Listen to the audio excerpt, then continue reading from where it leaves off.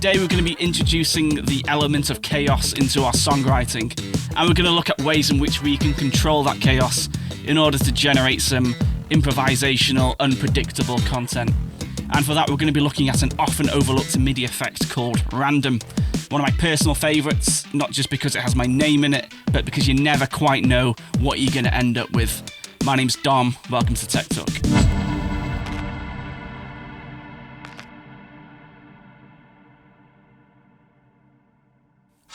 So random can be found under categories under the MIDI effects folder. We're just going to drag the default MIDI effects into a MIDI channel, and I have a grand piano triggering notes of C3. So before we use it in a practical setting, it's important we understand how it operates and how each parameter works.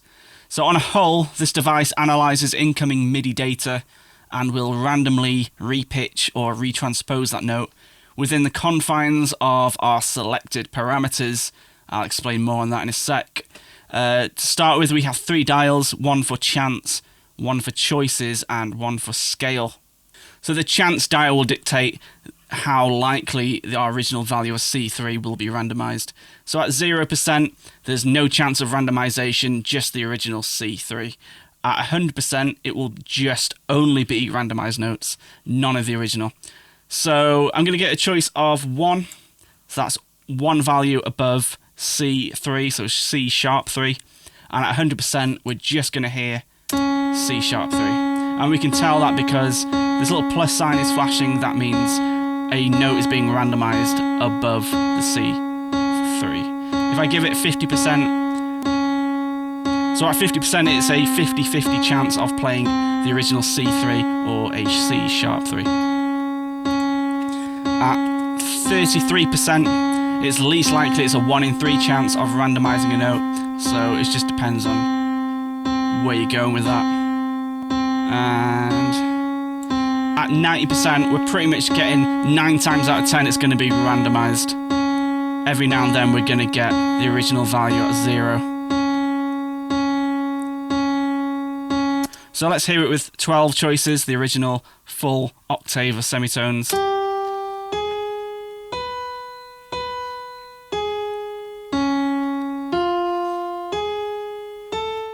And then at the bottom we have scale, and that acts as a multiplier. So if we have 2 times 12, that means we now have 24 values above our original C3. So that's 2 octaves.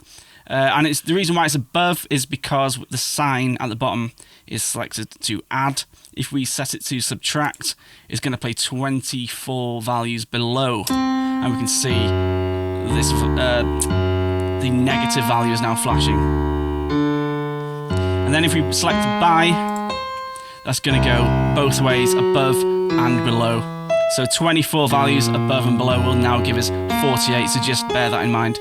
So on a base level, this is how the random MIDI effect works, and as you can hear, the results are quite freeform, chaotic and unmusical. So how can we use this in a compositional context?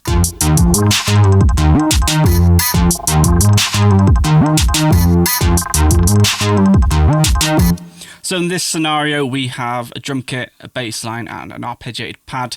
Now the bass line we're just going to focus on. It's got a bit of movement, there's a lot of notes in there, it's not just a static thing. So when we look at the random, we need to make sure that when we do randomize certain notes, we're not just going to be playing free-form jargon. We need to make sure that it all makes musical sense. And if you watched episode 2 of Tech Talk, I did mention how important the scale was when we start going into algorithmic kind of territory. So let's make sure, well, I'll tell you now, the bass line is in F minor, so I'm just going to use the C minor, drag it after the random, and we're just going to change the bass value to F.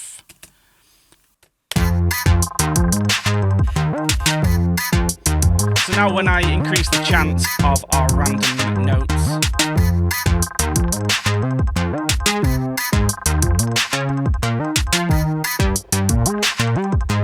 it's all going to make sense, whether or not we're going to use this or not. If I turn it off, then we start going a bit chaotic and freeform. So So if you're a bass player or a guitar player and you play live in bands, when you do play live, you're always going to mix up a bit every time. You're going to throw in a few different notes, you can do a bit of a different fill, maybe just play around with that kind of same loose concept. So we're going to try and incorporate that attitude into electronic music. So we're not going to use 100% chance because that's just crazy. If I set it to 10% chance, that's a 1 in 10 chance that these notes are going to be slightly different.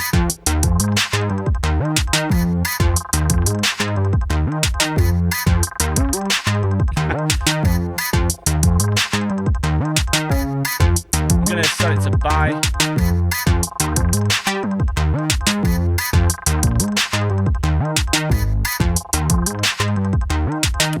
Now 12 choices is quite a lot.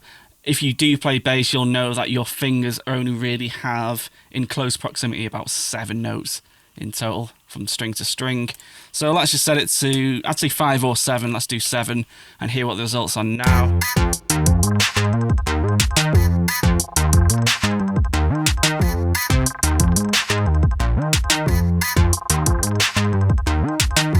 So here, straight away, it's kind of, the songs come to life a bit. This static, repetitive bass line suddenly has its own mind. And yeah, we're adding chaos into there, but we are controlling that chaos to make it work for us. And if you wanted to go a bit crazier, you can do 100% randomization, you can do 50%, but then you start to lose the character of the song, you start to lose the whole kind of foundation. Kind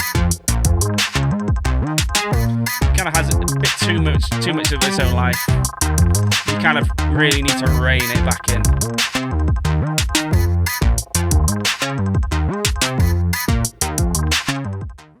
So in this second scenario, we're looking at a different type of song altogether, more of a quasi-industrial techno song.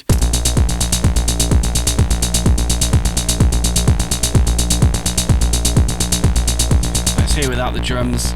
So yeah, that bass line is just a repetitive 16-note pattern. Machine gunning, if you will. So let's boost the chance.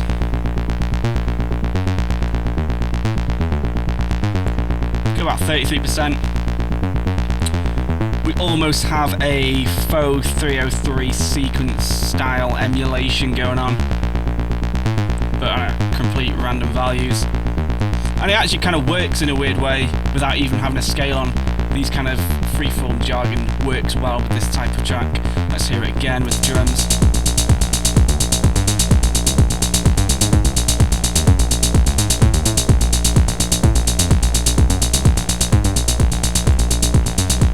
Let's see what it sounds like at 100% just to see.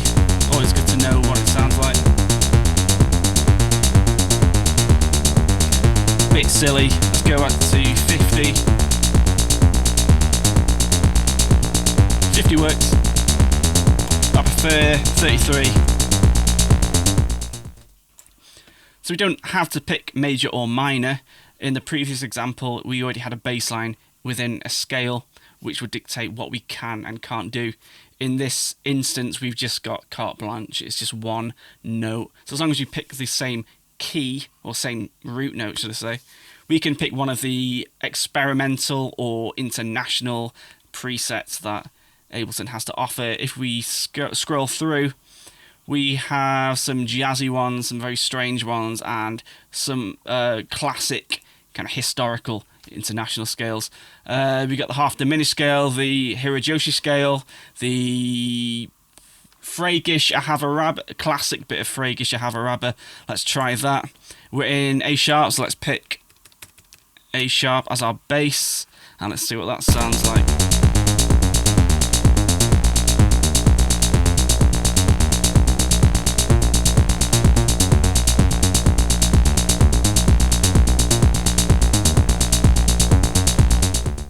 And for our final scenario, we're going to be looking at multiple instances of random at once.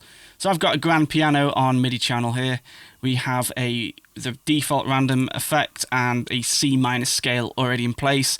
Always remember the scale has to go last in the MIDI effect chain. So I'm just going to create a clip of C2, start with C3 and transpose that down. And then let's just duplicate that. This time I'm going to bring this back up to C3. Let's just halve that. Let's duplicate that again. And this time C4. And we're going to halve that again. So that should at the moment sound. So we got long, lowish bass tone, a mid-range C3, at double speed, and then quad speed. So let's increase the chance of our low first grand piano. Let's give that 90%.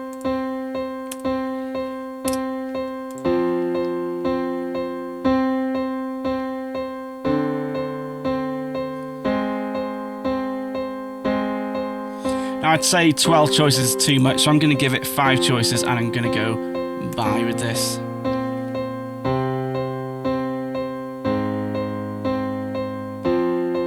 So for this one, we're in the kind of C3 region. I'll give it 7 and I'll give it another 90% chance. Type that in.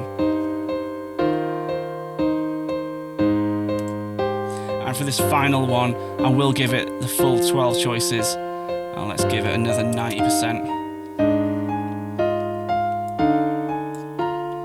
Give some reverb as well. And straight away we have 3 independent devices that are randomizing. And it's again instant music, random music. If I press stop and I press play again, it's never going to be the same again.